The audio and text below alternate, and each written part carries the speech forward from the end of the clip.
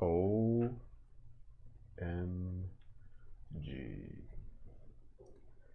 Here we are. Another day, another warm-up. I wonder what we'll draw today.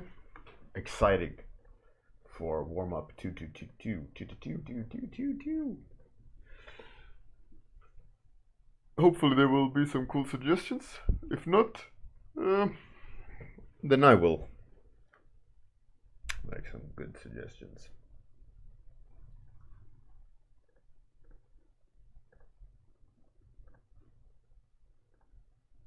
The timer is ready. Yes. I was thinking earlier this morning when I will have time to make season 5. And I hope that on Monday season 5 will start. Because actually no, next week, because I think August 5th is the deadline for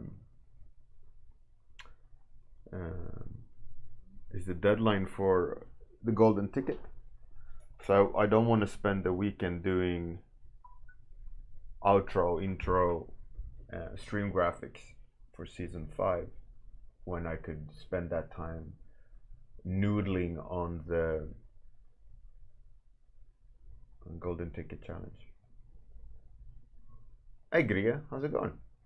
Oh, look at that juicy number 12. But you're actually 16 months.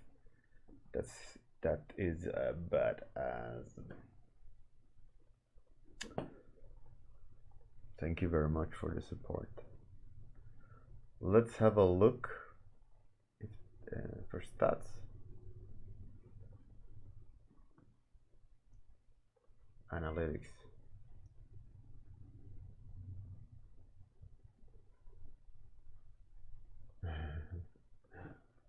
Here.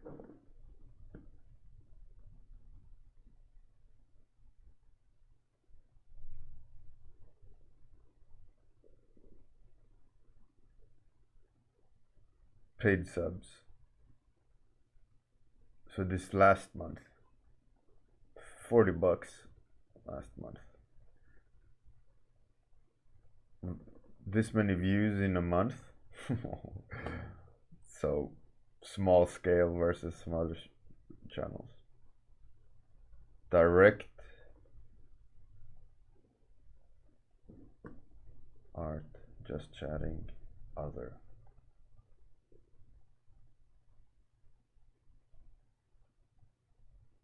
Which tags are your users filtering by to find my channel? Illustration. Huh. Oh, I'm going down in average viewers and down in subs. Oh, someone has unsubbed.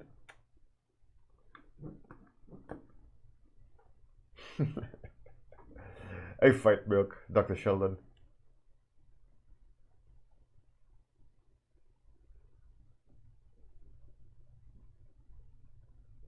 Yeah, nice. Nice, thank you very much. Hey, Square Tip. So I'm open for suggestions. What should I draw? Give me your best topic. Preferably something fantasy. It doesn't require, but I would be happy with a fantasy topic. And I'll do my best to start on another dark fantasy sketch. For those who don't know dark fantasy sketch, what I mean is it's an ongoing series of kind of fantasy monsters of sorts. I like the dirty, dark, gritty aspect of this fantasy world I'm creating, and I'm building them up for an art book where I will scan sketchbook pages and interweave these paintings into the same art book. So there's a little bit of like digital painted stuff, some monsters and demons, and then some sketchbook things.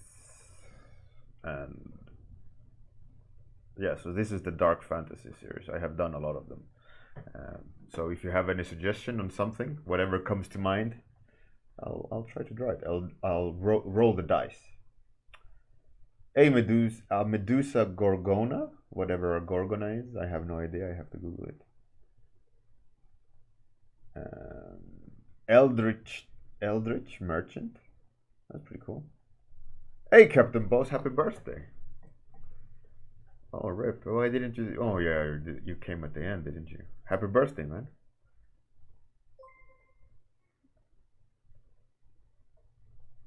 Oh, yeah. That's double up. Oh, yeah. Why was it double up? Someone's drilling. Oh, yeah, Captain Boss. Happy birthday, man. I will serenade you. Jag må leva, jag må leva, jag må leva ut i 100 år. Jag visst ska du leva, jag visst ska du leva, jag visst ska du leva ut i 100 år. Hip hip hurra, Captain Boss. In Swedish style. Nereida, good morning. All right, so we got a Medusa Gorgona, whatever a Gorgona is. Eldritch Merchant. That's 2 topics. Then we will split the dice in 2. So 1, 2, 3 is the first topic. 4, 5, 6 is the other one. So let's roll 4. So it's the second topic. And the second top Gorgonzola. What is the second topic being an Eldritch? Eldritch. I have to Google what an Eldritch is, unfortunately. Eldritch, weird and sinister or ghostly. Some sort of ghost?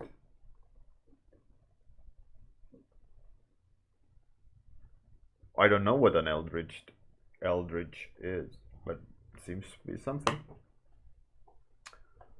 But yeah, Square Tip Art, congratulations. Eldritch Merchant.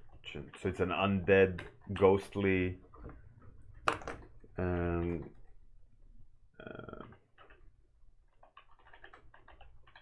Square Tip Art. Square Tip Art.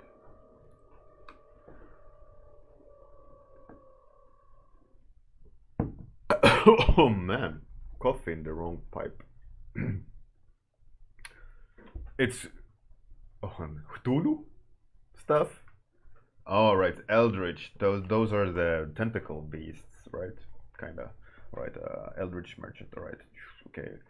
My picture in my head was this creature, kind of blocking the sun, but at the same time displaying wares, and the wares being like seafood of sorts. So he's standing like that, leaning over with tentacle beard and very dodgy looking. How was yeah, kind of more like that, yeah. So that, and then him kind of pointing up to the wares. So that was my like. He's like, you want to buy some tentacles? That was my picture. So the question is now, clean production art type or painterly like scene where I can hide information? I think I'll do painterly and hide information a little bit, a little bit more. Why is it doubling up? That's so weird. Is it doubling up for all of you as well? The noise, like hey, yeah, do. Why is it doing that? Nothing is switched on.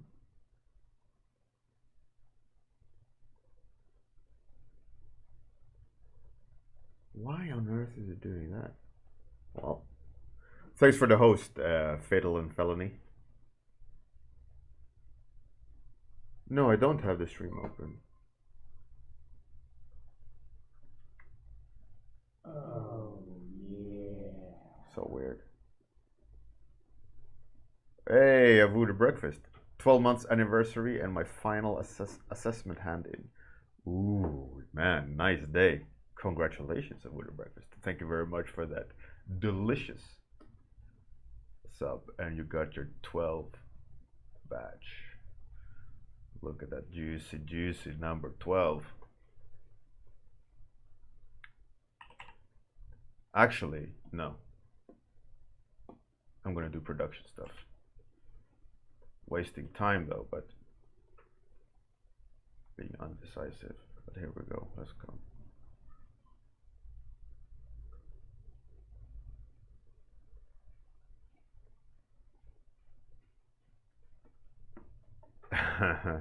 I will need to give actually let's do it. Let's screw painting.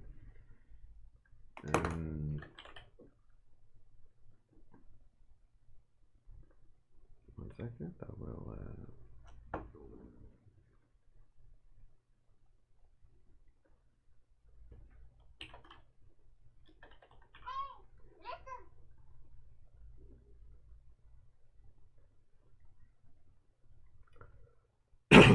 sorry.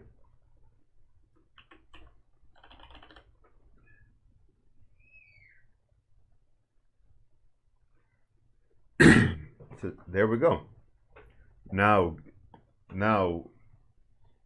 Gria and Voodoo breakfast. If you type something in the chat, you will be blessed by the gods of what were they called? Eldritch. I probably misspelled it. Now you have VIP. Because you're 12 months baby. I guess a 9 month is a baby, 12 months is a toddler.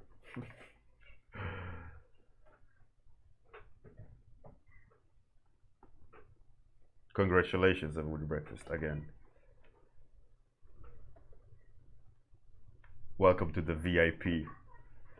The cocktails, the free cocktails are in the bar. The rooftop terrace is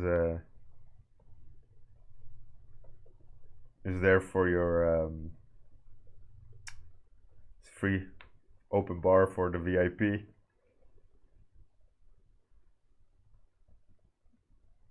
Enjoy.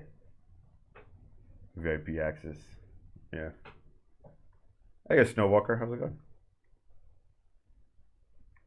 Yeah, gin and tonic till your heart's desire. Only the best gin and tonic as well, of course.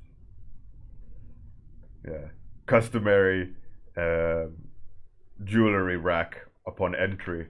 You can choose what you wanna what bling you wanna be wearing to fully impress, you know.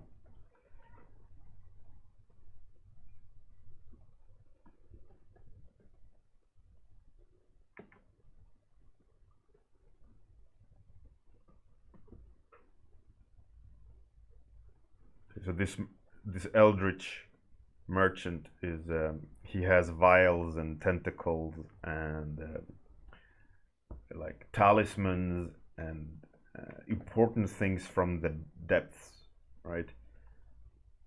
Because they go underwater and they raid boats and temples that are have sunk underneath the water. I need to do this a little bit. Can't see shit. Gria. No. It's good stuff to look like a big penguin.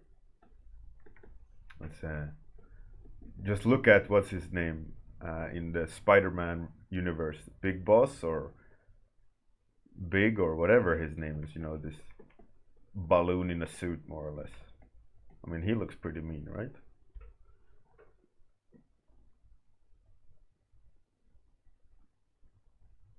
Kingpin of Voodoo Breakfast. Yeah, there we go. Kingpin. Yeah.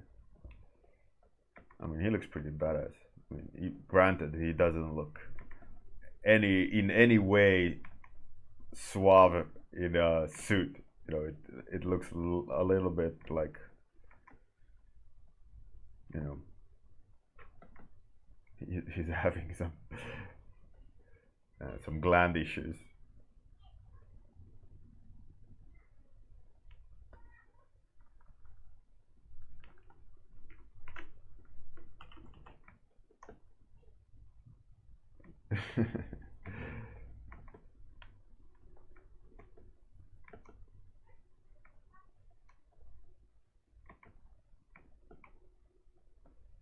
This one I feel like I would like to finish actually. I wonder if I could bring it into. I mean, this could easily be in dark fantasy territory as well, right? Like a tentacle. There are tentacles in D&D, aren't there? These tentacle heads. They're called um, flails or something. Is that what they're called? These um,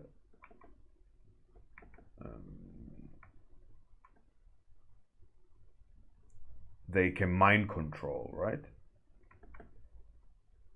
Are they called flails?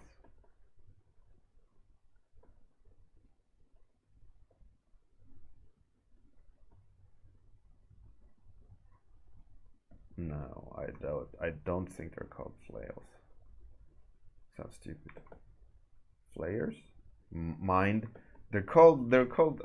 The reason why I'm thinking they're called flails is because they're like mind flaying, or like whipping the mind.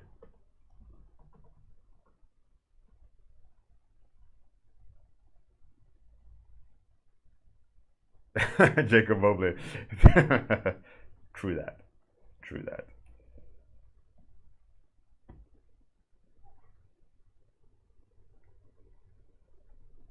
I heard that there's a lot of tentacles in Japan for some reason.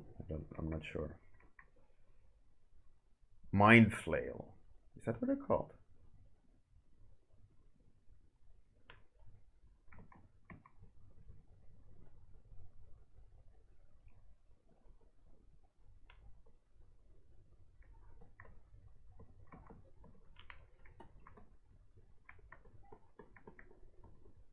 What I always find challenging in warm-ups like this is when you're designing something. I'm messing around a bit too much. There's not enough like clear determination.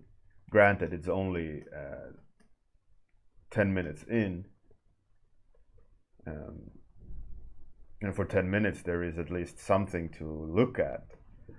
But I could have gotten a lot further if I would have been a lot more determined in terms of where is a belt buckle, where is you know, the eye, the shapes, and so on and so on. But the hardest thing I find when doing these warm-ups and having to draw something that you haven't prepared or you haven't sketched or you don't know what it's going to look like is just that problem. Where should the eye go? Where should the belt buckle be? And things like that. So I always find it very challenging to on the spot kind of dedicate a space for this certain aspect of the design. Like the belt buckle is here, and then you have to do it, and then you have to move on to the next area, and then the next, and then the next, and hope for the best. Like that it is the right decision to make, right? Instead of it's just gonna look like a hot pile of mess in the end, you know. Mind flayer. Let's see. Yeah, yeah. Those. A voodoo breakfast, exactly those. Those are like the things, and they take over minds, like mind control. Jacob Mobley. I don't know about it if it's fast, but it's a fun practice. It's fun practice, and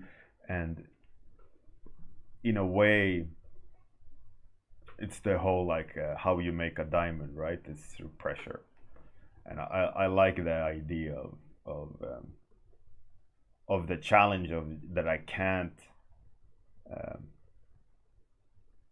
like I can't coast, right? I have to draw something. I have to like make a decision on the best of my ability and then roll with it. Like I can't spend time redoing or being too precious, because that's not going to help me in any way get a interesting final result. But if you're going to play devil's advocate, um, being having to decide that quickly as well on the spot is also counterproductive, because like again I'm redrawing areas because I don't know what they should look like or what they are or the details accordingly, and I think you could be a lot more precise by slowing down and being a little bit more like determined, or being a little bit more what's that word? What's the word I'm looking for?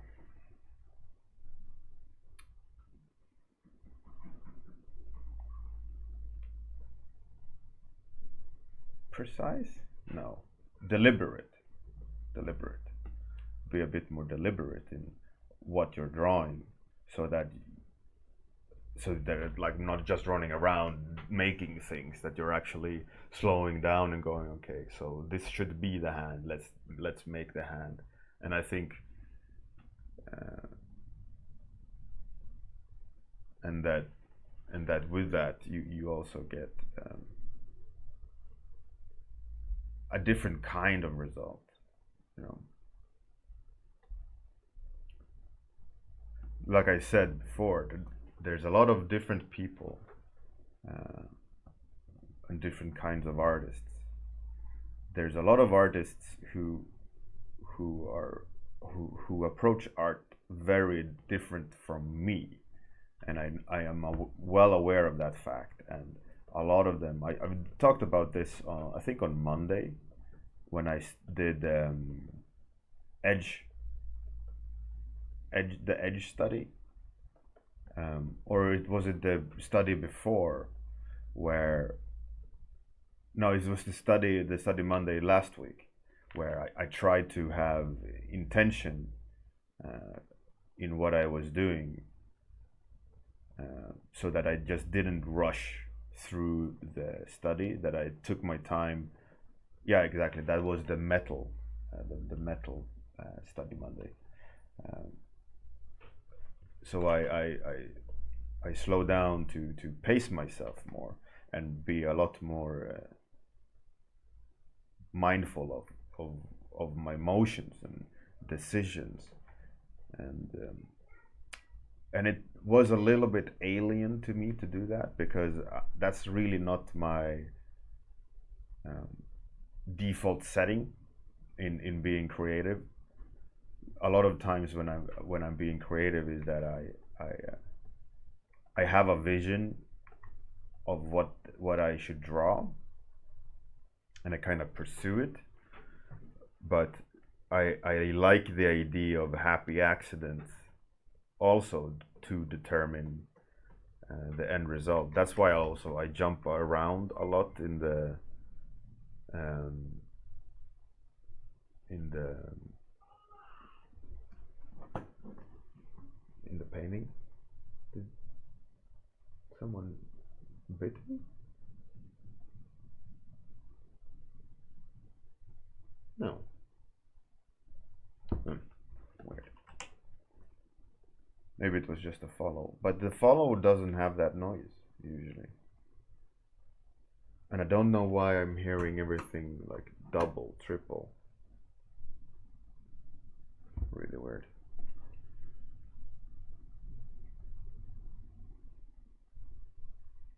And I think also on the topic of being deliberate and sometimes spending more time instead of rushing. I think also that's why a lot of other artists, I wouldn't say are impressed, but they always comment that I'm fast. But I think that's a product of me also um,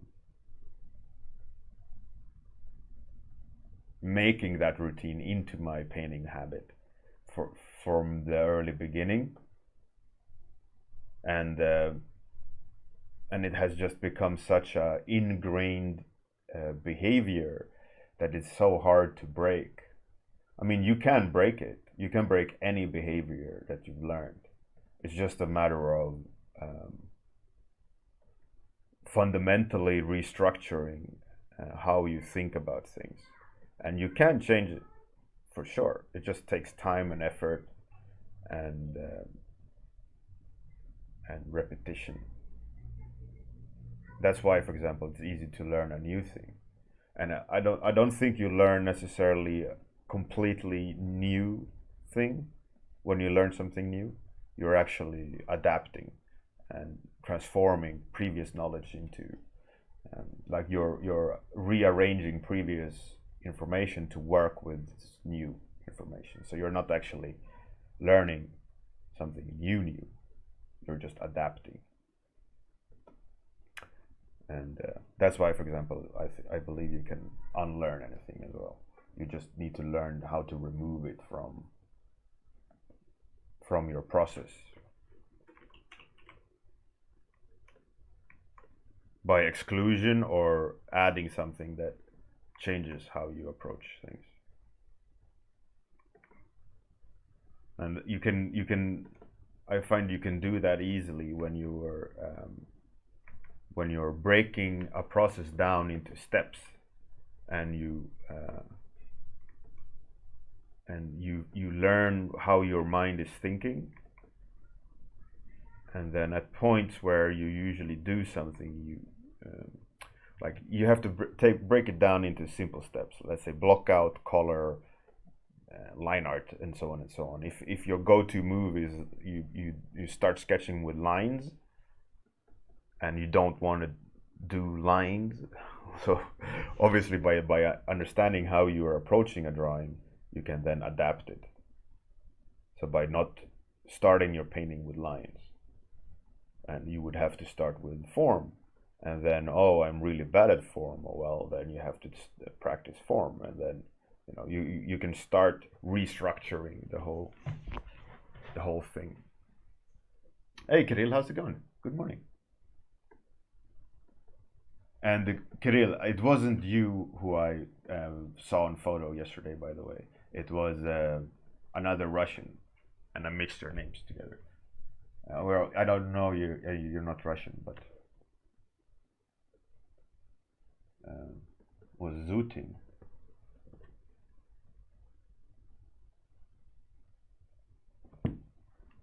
Jacob Mobley. Yeah, I believe a lot in being pragmatic. I think in order for one to get really, really good and being a dynamic artist, I believe you really have to break down your process and being pragmatic about it, and only then um, you'll start being fully creative. Uh, Not so much like how to explain it. Like, I believe in creativity is when you no longer need to think about technique. And you can hear my daughter. uh, I believe that creativity, like I said, creativity comes from when you're not having to think about technique, and I believe that the fastest and cleanest way to reach creativity and being liberated from technique is by being pragmatic and learning each step and understanding which steps you go through to be creative. And in that way, you can also adapt your creative process depending on what's needed. Let's say you're going to have to paint with oil. Doing a charcoal painting under drawing might help or might hinder you, and it might muddy the waters.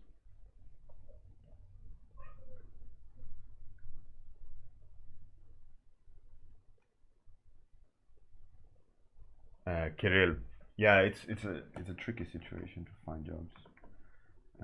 That's why I'm also, like I mentioned this before, I'm a bit dubious of art pros giving you tips on how to get a job when they're like 20 years down the line of already in the industry.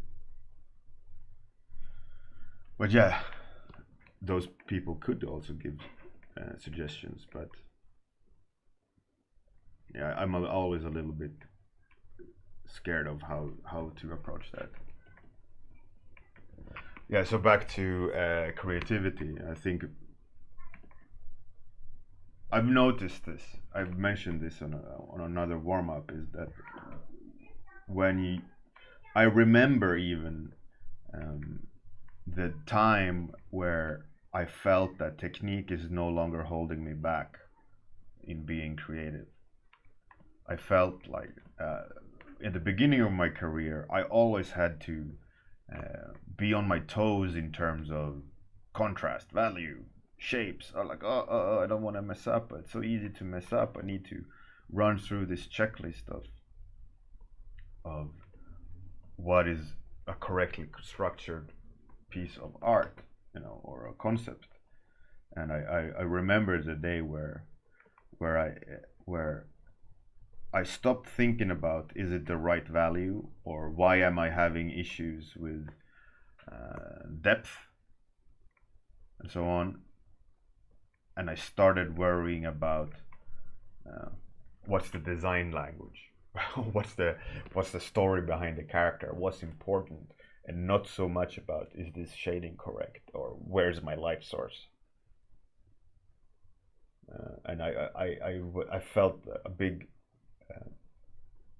I felt liberated from technique, which was a very nice experience, but I was still, I wasn't free from problems. It was a new set of problems I needed to deal with, which is a good one. Which, I mean, that is getting to true creativity, where the problem isn't constructing the drawing. The problem is, what is the drawing about, and what's the best way to get there. And not so much, why is the painting flat? Why this doesn't look like metal, or it's quite an interesting feeling, and I think it's an important thing to think about, that if you're pragmatic about it, for those who don't know, it's like breaking it down into steps. And when you break something down into steps, you can easily compartmentalize the problem. And if you have a problems with, let's say, pose, and if you're pragmatic about your approach with drawing a character, you would go first, okay, problems with poses, so you would draw the pose, and then, okay, the poses now look good, and then you do line art, or you do silhouette exploration, or you're very constructive and not just react and do everything at once, and just hope for the best, right?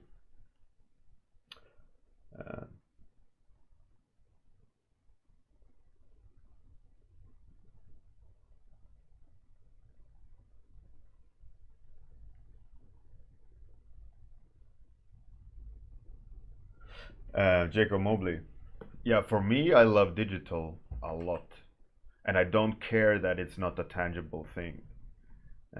But uh, printing out your digital work puts the digital work in a completely different light, which is very interesting. And I think it's something innate in physicality. I think we know that these things doesn't exist. Like we haven't used a material to make this. It is just constructed out of nothing, kind of.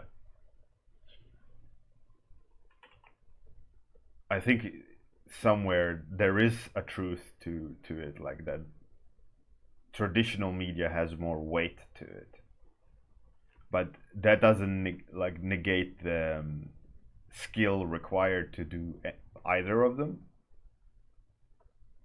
But there is something innately beautiful with traditional media, of this kind of physicality of something we've made. You know, I don't know. It's a bit different.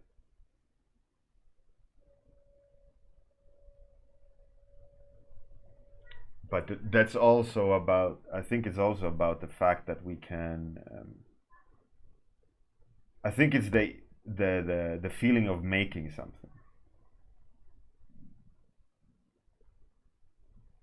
I think we know, for example, that digital, we can't hand it to someone. You know, it's like saying I got a beautiful house, but you can't walk into it. You know, you can make great houses. You could be the best house designer ever, but if you actually can't walk through the space, what's the point? You know. Well, you practice. You can really great make beautiful houses. Yes, that's great. And to the day that you might want to build your own house, then yeah, you have amazing skill set already. You know, house number one, physical house number one, you totally just make amazing. That's because you've made digital houses, for example. And it's the same here, right? The technique is transferable. The only problem is that we operate in a physical world. Our mind is created to react with physical objects. We see fire, and we can understand what fire is. We see a chair.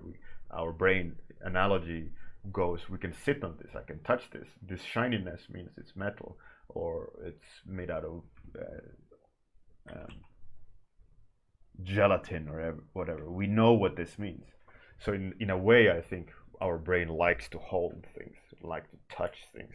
I mean, we can touch a screen, but there is no.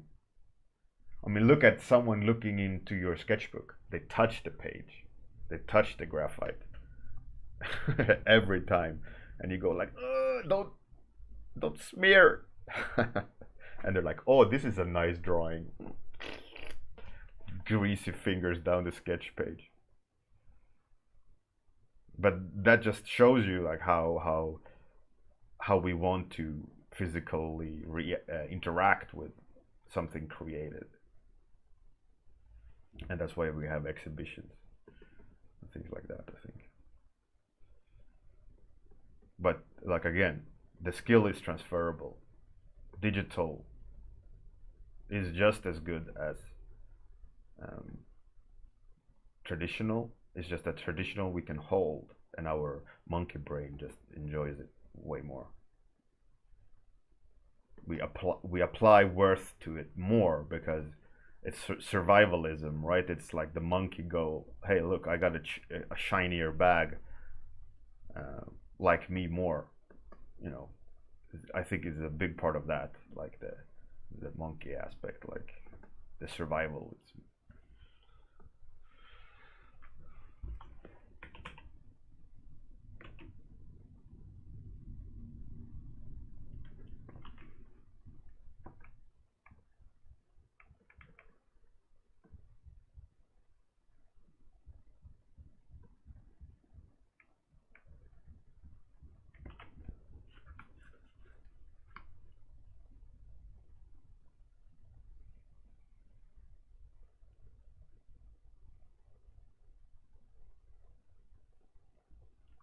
Right, so this is how the guy ended up looking.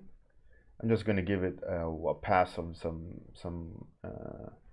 light, some more color on the light rather. Oh yeah, I love doing this. This for me is like one of the favorite things in the process of painting black and white, is adding a bit of tone to it. I just love it. It's so much fun.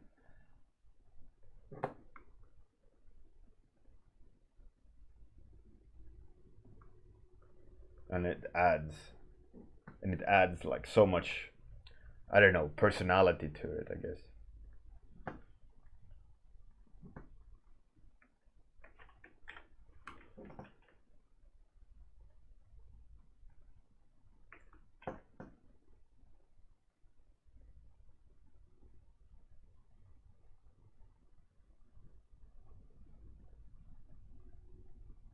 I guess somewhere there.